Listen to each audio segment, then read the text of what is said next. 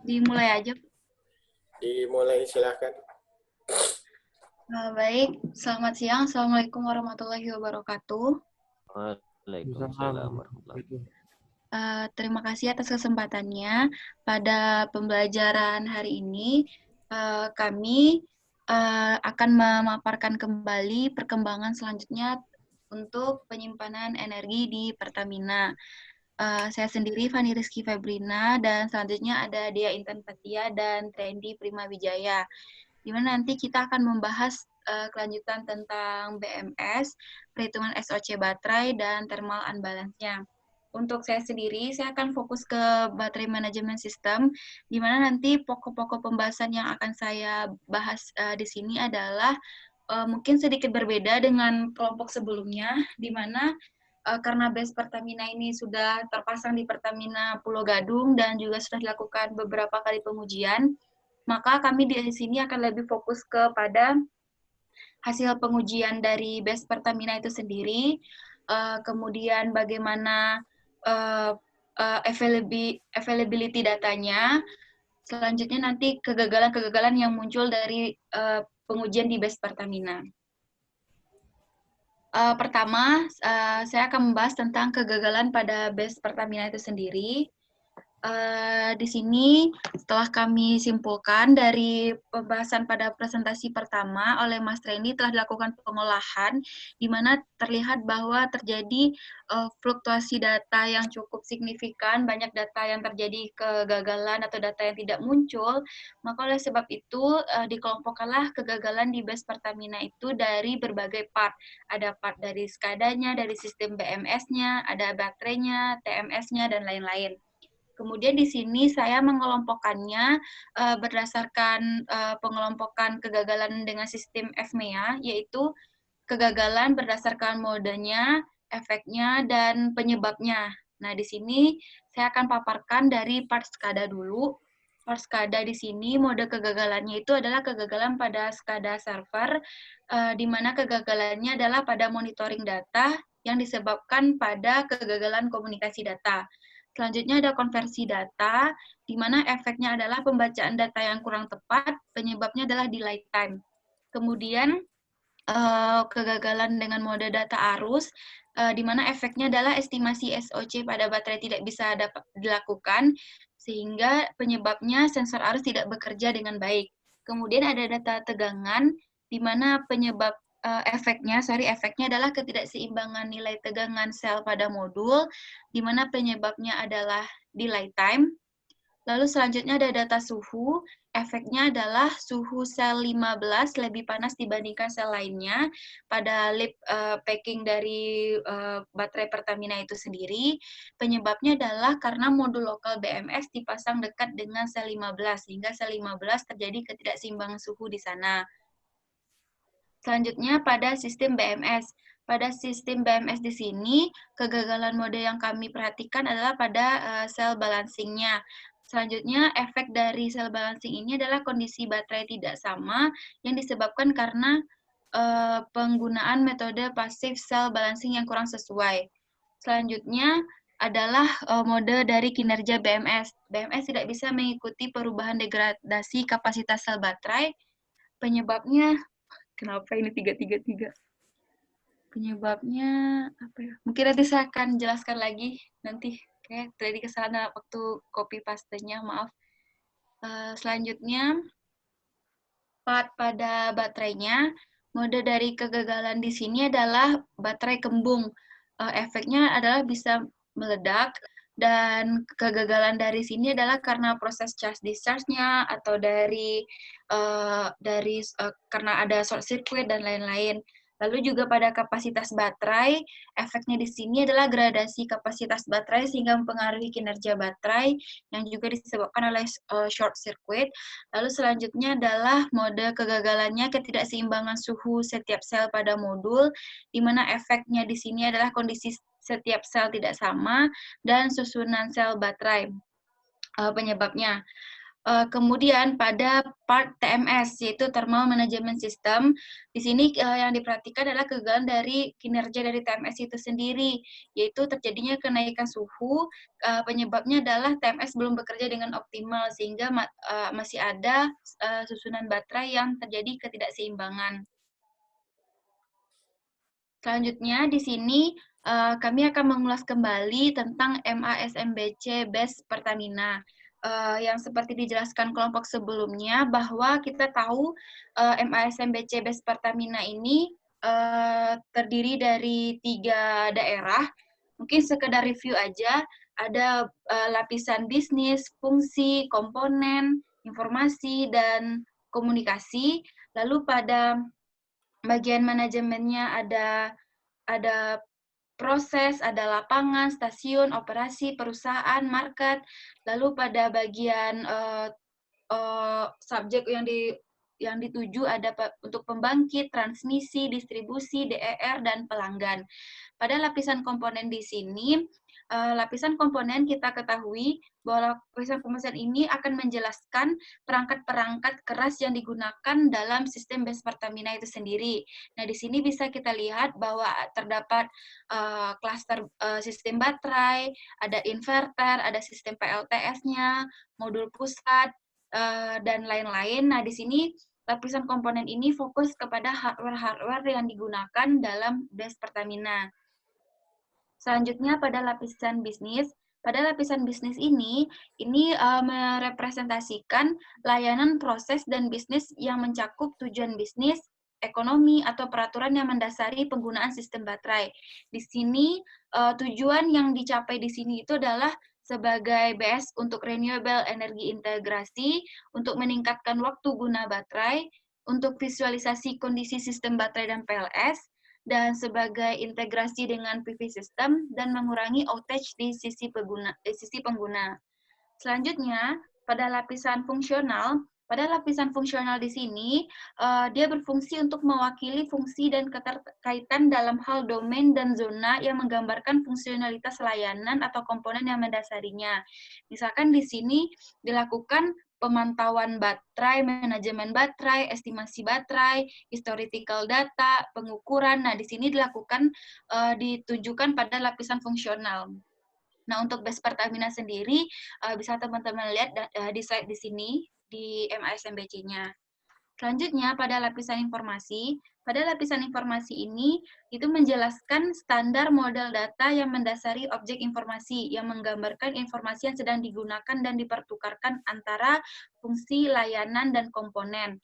Di sini pada BES Pertamina, lapisan informasi mencakup informasi tentang pengukuran oleh papan sel, pengukuran tegangan, arus, dan suhu, pengolahan data, estimasi kondisi baterai, pengukuran oleh smart meter, dan pengukuran oleh IED. Selanjutnya, lapisan komunikasi. Pada lapisan komunikasi ini, itu menjelaskan apa saja protokol komunikasi yang digunakan dalam BES Pertamina. Nah, kebetulan dalam BES Pertamina ini, seperti yang sudah saya jelaskan sebelumnya, itu pada modul, setelah diukur dengan menggunakan papan sel, selanjutnya diteruskan menggunakan one wire, lalu diteruskan ke modul pusat menggunakan TCP/IP, seperti yang terlihat pada gambar berikut. Selanjutnya, karena BES Pertamina ini sudah dipasang di Pulau Gadung seperti yang saya jelaskan sebelumnya, maka telah dilakukan berbagai pengujian-pengujian untuk melihat kinerja dari BES Pertamina itu sendiri. Nah, sebelumnya ini saya menjelaskan terlebih dahulu bagaimana sih keadaan baterai di BES Pertamina setelah dipasang lalu dilakukan pengujian. Nah, di sini pengujian cek fisik lead modul. Pengujian ini dilakukan pada tanggal 17 sampai saat BES dioperasikan pada tanggal 17 sampai 31 Agustus, di mana di sini dilakukan cek fisik terhadap klaster 1 dan klaster 2. Pengujian dilakukan untuk mengetahui kapasitas. Nah, di sini dilihat bahwa terjadi kegangguan pada sel baterai normal. Sel baterai 10, klaster 1, kabinet 1, modul 1 itu kembung sedikit, dan sel baterai 9, klaster 2, kabinet 5, modul 3 itu kembung. Itu nanti bisa saya paparkan gambar fisik bagaimananya. Nah, ini prosedur untuk pengujiannya itu dengan metode C10. Nah, ini kira-kira kalau baterai itu dalam keadaan normal, maka bentuk grafik yang ditunjukkan oleh tegangan, kapasitas, dan terhadap waktunya adalah sebagai berikut, di mana baterai normal itu mencapai pengosongan sebesar 100,5 Ah. Namun, pada sel baterai 10 klaster 1 kabinet 1 modul 1 yang kembung sedikit, baterai setelah diplotkan pada grafik itu grafiknya seperti berikut, di mana kapasitasnya itu sebesar 91,92 Ah. Nah, namun pada sel baterai 9, klaster 2, kabinet 5, modul 3, itu terjadi penurunan kapasitas baterai yang hanya mencapai 0,9 Ah, yang dimana pada baterai ini terjadi kembung yang lumayan kembung gitu. Selanjutnya, saya akan memaparkan tentang laporan BES Pertamina, di mana laporan BES Pertamina di sini ada beberapa kegiatan yang telah dilakukan oleh BES Pertamina mulai dari 31 Juli sampai Desember. Mungkin bisa teman-teman lihat pada bulan Juli dan pada bulan Agustus itu dilakukan setting kontainer dan tarik kabel ke gedung. Pada 16 sampai 17 Agustus itu uji beban gedung, 3 sampai 4 konfigurasi cell board, 6 sampai 7 September pemasangan ATS, 5 sampai 6 Oktober mengantar baterai yang rusak, 29 sampai 30 Oktober memasang dan men-setting balancer baterai, 6 sampai 9 November memasang dan men-setting beban ke gedung, 11 November pemasangan BASTP tahap 4 di Pulau Gadung, dan 10 Desember pergantian monitor dan cek kondisi BES Pertamina. Lalu bulan kemarin 6 Februari 2020 dilakukan inspeksi lagi, di mana dilakukan perhitungan pada baterai klaster 2 kabinet 6 modul 3. Nah, di sini ditemukan kembali pembengkakan pada 2 baterai. Salah satu baterai yang lain mengalami degradasi karena 2 baterai terjadi pembengkakan. Selanjutnya juga lakukan pengujian lagi di klaster 2 kabinet 5 modul 3, dan di sini juga dilihat bahwa salah satu baterai mengalami pembengkakan. Lalu pada klaster 2 kabinet 5 modul 1, 2 baterai mengalami under voltage. Nah, selanjutnya karena kita bisa lihat bahwa data-data di sini terjadi kegagalan, maka setelah kemarin dijelaskan oleh Mas Randy bahwa banyak data-data yang hilang, yang delay time segala macam yang telah dijelaskan pada kegagalan sebelumnya, maka kita dituntut untuk mengetahui seberapa availability dari data itu sendiri, di mana datanya itu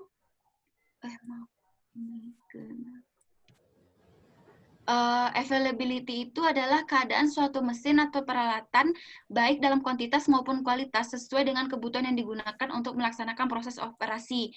Availability ini digunakan untuk menilai keberhasilan atau efektivitas dari kegiatan perawatan yang telah dilakukan. Untuk menghitung availability ini, itu bisa dilihat dari, misalkan nih contohnya 151, klaster 1, kabinet 5, modul 1. Waktu perhitungan pertamanya itu 29 Oktober 2019 pukul 18.45. Nah, kemudian waktu akhir perhitungannya itu 15 Januari 2020, 15.59. Nah, di sini itu awalnya kan dilakukan sampling data, kalau saya tidak salah itu per 5 menit apa per 3 menit. Lalu kemudian diganti menjadi per 1 menit. Nah, namun ada data-data hilang. Untuk menghitung availabilitasnya itu, nanti dihitung T terhitungnya berapa, dan T sebenarnya dari 29 Oktober sampai 15 Januari ini, nanti dikali 100% itu availability-nya. Tentunya yang terbaik itu adalah nilainya mendekati 1. Lalu kemudian kami telah melakukan perhitungan untuk nilai availability pada klaster 1. Ini pada klaster 1, kabinet 1, 2, 3, 4, 5, 6. Nah, pada kabinet 1, masing-masing sel telah dihitung dari sel 1 sampai sel 15. Nah, di sini teman-teman bisa lihat bahwa modul 3 memiliki nilai availabilitas yang lebih tinggi dibandingkan 2 modul lainnya. Selanjutnya juga pada kabinet 2, modul 3 juga masih mendominasi, dan namun pada kabinet 3 itu lebih tinggi modul 2. Pada kabinet 4 kabinet 4 itu ke modul 3 lagi. Lalu pada kabinet 5 modul 3 di mana itu kira-kira nggak nyampe 0,4 ya. Kalau sedangkan ini sampai 0,8. Kalau pada kabinet 6 masih modul 3 nilainya juga nggak sampai 0,46. Jadi bisa disimpulkan pada klaster 1 ini yang cukup tinggi, yang cukup datanya baik itu adalah di kabinet 4 karena lumayan lah sampai 0,8 availabilitas datanya pada modul 3. Namun pada modul 1 ya cukup 0,8. Selanjutnya pada klaster 2. Pada klaster 2 di sini sama kayak tadi saya juga hitung sebelumnya bahwa di sini rata-rata didominasi oleh modul 3, kecuali pada kabinet 5, modul 2-nya lebih tinggi nilai availability-nya. Demikian, nanti mungkin ada yang mau tanyakan, silahkan. Selanjutnya akan dijelaskan oleh Mas Trendy. Silahkan, Mas Trendy. Jadi memang di data availability tadi, sumbu Y-nya beda-beda. Yang paling parah itu yang klaster 1, kabinet 1. Itu datanya hampir hilang terus. Dia 0,0 sekian. Yang paling yang signifikan masalah availability data yang satu kabinet itu. Nah, boleh next, Mbak. Ini posisinya masing-masing di mana itu? Posisi, maksudnya Kang? Pak? Itu kebetulan ada Pak Edi, jadi Pak Edi langsung nanya. Oh iya. Silakan, Pak. Iya, Pak. Itu berpasangan tuh, Fani sama Trendy. Di mana tuh lokasinya? Lokasi, ini maksudnya lokasi saya berbicara atau lokasi ini Pak, data ini? Iya nih. Lokasi apa, Pak? Lokasi. Iya ini kan online ini, beda-beda. Ini satu tempat atau beda tempat? Oh, beda tempat, Pak. Beda tempat, Pak. Saya di Oh, kota. beda. Iya, oke. Saya pikir di tempat yang sama.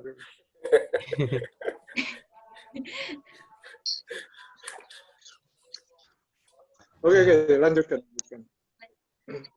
Lanjut, Mas Trendy. Ya. Selanjutnya ini pembahasan percobaan untuk individu sebenarnya. Pembahasan tentang cara menghitung SOC baterai. Hanya saja kemarin tuh kami bertiga sudah melakukan percobaan, tapi besoknya udah di lockdown, datanya ketinggalan di komputer. Nah, ini data sampelnya, jadi ada punya Mbak Fani. Jadi yang dibahas cuma seadanya aja. Nah, ini grafik antara tegangan dan SOC, persentase SOC, estimasi SOC. Di grafik ini memang datanya fluktuatif dan dimulainya dari 3,85 sekitar segitu, 3,85 volt. Artinya memang baterainya waktu dicoba percobaan charging tidak terlalu kosong dan ya hampir penuh di sekitar 20% SOC kemudian itu sekian waktunya. Nah, dia mulai metode chargingnya berubah. Tadinya CC, constant current, menjadi constant voltage. Yang jadi masalah memang dalam proses charging, seperti teman-teman yang lainnya juga, itu kapan kita menentukan percobaan ini sudah selesai.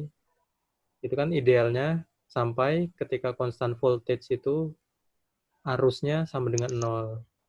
Hanya saja memang arusnya turunnya pelan banget. Yang tadinya dari 1 ampere, karena ini percobaannya pengisiannya pakai metode C1.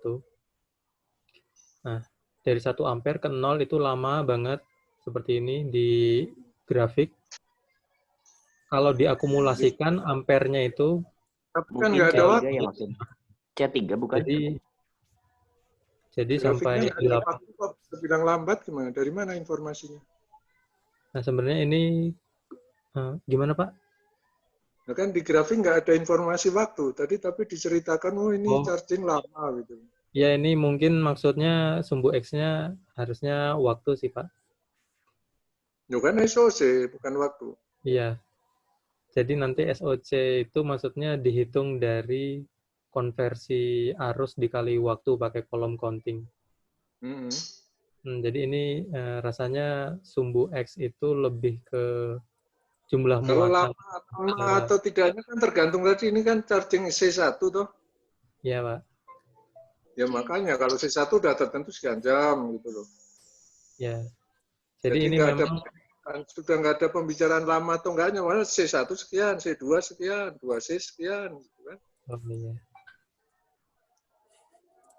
Kalau yang proses ini, percobaan yang pertama ini memang sebenarnya bukan untuk pengujian charging, Pak Edi, karena ini masih untuk mengisi baterainya sampai penuh dulu gitu.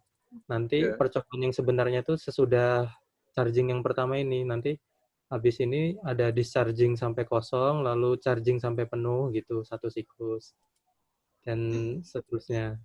Nah, hanya saja data yang itu, yang sampai kosong dan sampai penuh banget, itu datanya tertinggal di komputer di laboratorium. Boleh di next, Mbak Fani?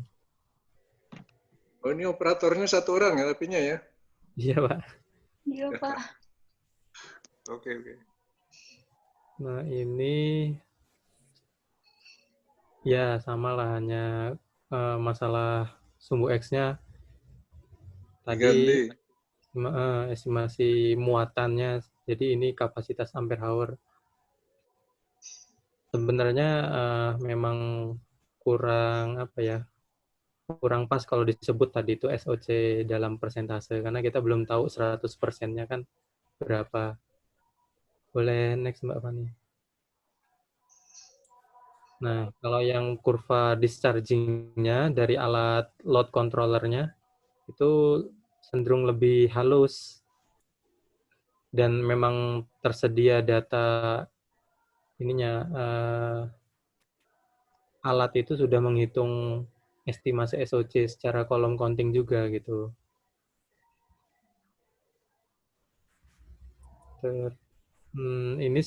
Nah ini ya yang merah. Nah ini kalau kita gabungkan bagian yang atas itu, ini saya ceritakan dulu. Ini jadinya ketika dua grafik tadi digabungkan, mulainya dari sumbu bawah, sumbu X itu 0, itu maksudnya kita asumsikan kondisi awal itu tidak ada penambahan atau pengurangan muatan. Jadi maksudnya yang sumbu X ini menyatakan seberapa banyak muatan yang masuk ke baterai.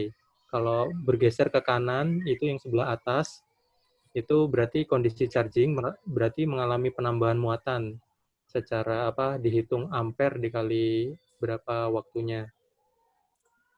Sedangkan di bawah itu prosesnya ke kiri, terjadi pengurangan muatan dari baterai ke load controller. Jadi di sini bisa kita lihat bahwa ternyata proses charging itu kurvanya, tegangannya di atas kurva discharging, yang artinya ada efisiensi, Coulombic efisiensinya, yaitu kalau hitungannya efisiensinya itu sama dengan kapasitas discharging dibagi kapasitas charging. Karena ini bukan data satu siklus penuh, jadi kita estimasi saja data seadanya ini, yang discharging-nya 0,67 perubahan kapasitas discharging, yang charging-nya 1,15. Artinya ini 58% dengan data yang seadanya ini. Jadi kurang tahu kalau misalkan datanya full-nya bagaimana. Kira-kira gambarnya seperti itu, meskipun kita punya data yang satu siklus penuh juga. Bikin grafiknya kok beda-beda ya? Ya, Pak? Grafiknya, kalau grafik ini yang sekarang, slide yang sekarang ini kan bagus, ada apa itu Oh, grid-nya, jadi vertical iya, grid. Kalau yang tadi, yang 2 slide sebelumnya, cuman dari Excel biasa, tampilin. Gitu. iya Pak, Yang ini bikin beda grafik yang software. bikin grafiknya. Nanti Ya, kalau tesis juga bikin grafik begini. baik Pak. Nah, kalau tentang efisiensi tadi harusnya kalau baterai itu kan ada efisiensi charging, efisiensi discharging. Iya Pak. Nah, ada efisiensi round trip efisiensi gitu loh. Nah, ya. Jadi charging itu ada rugi-ruginya. Makanya kalau efisiensinya waktu charging discharging itu udah rendah, misalnya 90%, itu round trip efisiensi 80%. Nah, gitu. Jadi efisiensinya harus hampir 100% supaya round trip efisiensinya ya di atas 95%. Kalau baterai-baterai yang lead acid kan rendah itu round trip efisiensinya itu. Iya. Dan ini juga kami menggunakan asumsi yang sangat mungkin saja salah. Jadi asumsinya di ujung kanan atas grafik ketika charging kan yang kurvanya kasar, lalu turun garis lurus terus kurva discharging. Jadi kita mengasumsikan di sini setelah percobaan charging, lalu kita copot baterainya, terus kita pasang untuk percobaan discharging. Asumsinya tidak ada perubahan muatan baterai saat pemindahan itu, pemindahan eksperimen. Padahal mungkin saja ada perubahan muatan yang tidak tercatat oleh software, itu bisa jadi. Jadi mungkin dari jika asumsi itu keliru,